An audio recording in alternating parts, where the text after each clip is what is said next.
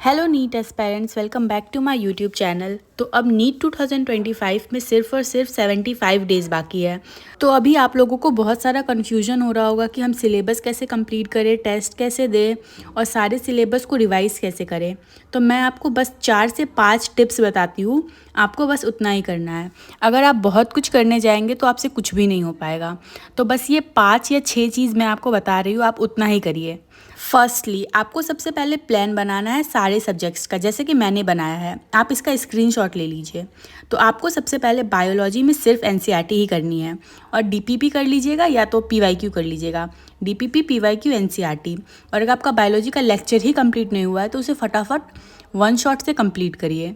एक बार ही देखिएगा one shot, एक बार के बाद सिर्फ एनसीईआरटी पढ़नी है, बार बार वन शॉट नहीं देखना है। फिजिकल केमिस्ट्री में सेम फिजिक्स की तरह क्वेश्चन प्रैक्टिस करिए, वन शॉट से वीडियो देखिए, उसके अलावा कुछ भी मत करना।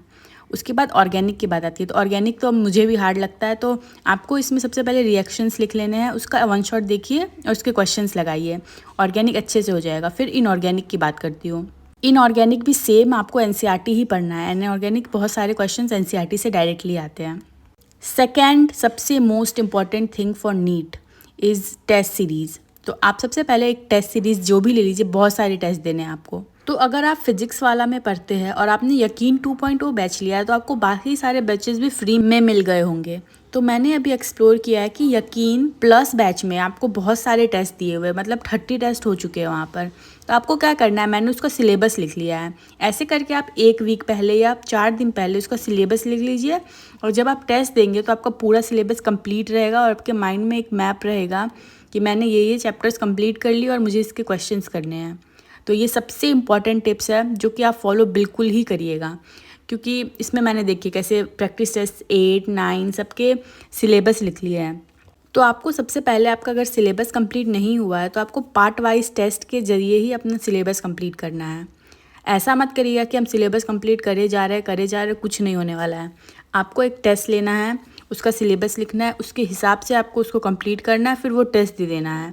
ऐसे कर करके आपका सिलेबस एकदम स्मूथली हो जाएगा और आपके टेस्ट प्रैक्टिस भी हो जाएंगे, क्योंकि सिर्फ और सिर्फ सिलेबस कंप्लीट करने से नीट में सिलेक्शन नहीं होता, आपको टेस्ट देने पड़ेंगे।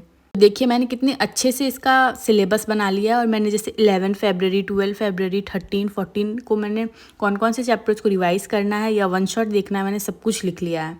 आपको ये प्लान बनाना पड़ेगा क्योंकि आप रैंडमली कुछ भी नहीं कर सकते हैं। तो जैसे मैंने पूरा 12th का एक बार सिलेबस लिख लिया कि जैसे मेरा पूरा 12th कंप्लीट हो जाएगा, क्योंकि 12th से ज़्यादा क्वेश्चन आते हैं एग्ज़ाम में। तो सबसे पहले मैंने 12th को सिलेबस कंप्लीट करने का सोचा है। थर्ड पॉइंट ये है कि अगर आपका सिलेबस कंप्लीट नहीं हुआ है तो आप कौन से लेक्चर्स देखें या कहाँ से लेक्चर्स देखें। तो मैं आपको सजेस्ट करूँगी कि आपको वन शॉट लेक्चर्स ही देखने हैं, आपको कोई भी डिटेल लेक्चर नहीं देखना है, क्योंकि अब बस इतना कम दिन बचा है, क्योंकि सिर्फ 2.5 मंथ बाकी है। अगर आप इसमें डिटेल लेक्चर देखने जाएंगे तो आप टेस्ट कब देंगे, आपका टाइम कब बचेगा, ऐसा कुछ नहीं होने वाला है। तो आपको सबसे पहले वन शॉट देखना है, उसके बाद क्वेश्चन प्रैक्टिस करने हैं, पीवाईक्यू को कंप्लीट करना है। उसके अलावा कुछ भी मत करिए क्योंकि उतना टाइम नहीं बचा है अब कि आप अलग अलग बुक्स को कंप्लीट करें। तो मैं आपको सजेस्ट करूँगी डीपीपी, पीवाईक्यू और क्लास में जो सर ने वन शॉट में क्वेश्चंस करवाए हैं वो। और अगर आपने पहले से कोई शॉर्ट नोट्स बनाए हुए हैं उससे रिवाइज़ करिए। अगर आपने शॉर्ट नोट्स नहीं बनाए हुए तो आप मुझे कमेंट में बताइए, मैं आपके साथ अपने शॉर्ट नोट्स शेयर कर दूँगी। मैंने बहुत सारे शॉर्ट नोट्स बनाए हुए हैं और सारे चैप्टर्स के हैं। तो आप लोग अगर कमेंट करेंगे 100 कमेंट्स तो मैं आपके साथ सारे नोट्स शेयर कर दूँगी, क्योंकि नोट्स के फ़ोटो क्लिक करने पड़ते हैं, फिर उसे शेयर करना पड़ता है, तो इसमें टाइम जाता है। फिर भी मैं अगर आप लोग बोलेंगे, आप लोग को ज़रूरत होगी तो मैं आपके साथ शेयर कर दूँगी। थर्ड पॉइंट ये है कि अभी बहुत सारे स्टूडेंट्स टेस्ट दे रहे होंगे तो उनके अच्छे मार्क्स नहीं आ रहे होंगे।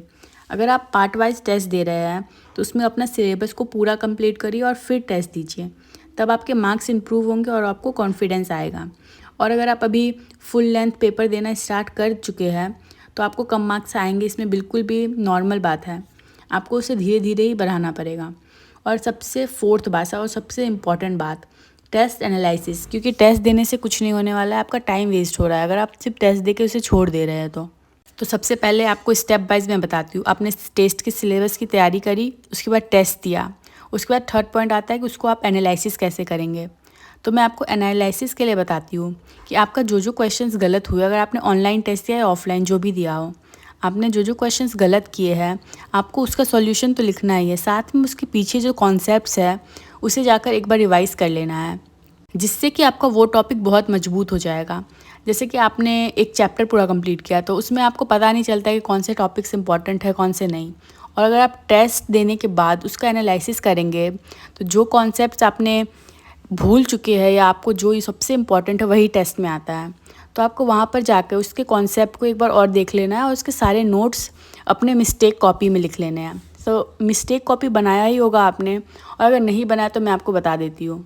मिस्टेक कॉपी बनाइए, उसमें सारे रॉन्ग आंसर्स और कॉन्सेप्ट्स को लिखते जाइए। और बायोलॉजी में अगर आपको जो गलत होता है उसे एनसीईआरटी से भी आप पढ़ लीजिए, जो या तो आपको उसका टेस्ट एनालिसिस वाला पीडीएफ मिलता है उससे आप सॉल्व कर सकते हैं। उसका थर्ड पॉइंट, आपको एनसीईआरटी पढ़नी है बायोलॉजी में, और ये टाइमर लगवा के पढ़िए। जैसे आपको 16 घंटे पढ़ने तो आप ये टाइमर लगा लीजिए, जिसमें दिन भर में आपको 16 घंटे पढ़ने होंगे। तो गाइज़ आपको वीडियो कैसी लगी, और आप लोग सब्सक्राइब नहीं करते चैनल को तो लाइक कर दीजिए, वीडियो को शेयर कर दीजिए and subscribe to my YouTube channel guys. और कोई हेल्प चाहिए और शॉर्ट नोट्स चाहिए तो जल्दी जल्दी कमेंट में लिखिए, तब मैं आपके साथ इसे शेयर कर दूँगी और आपकी भी हेल्प हो जाएगी। Thank you so much guys, bye.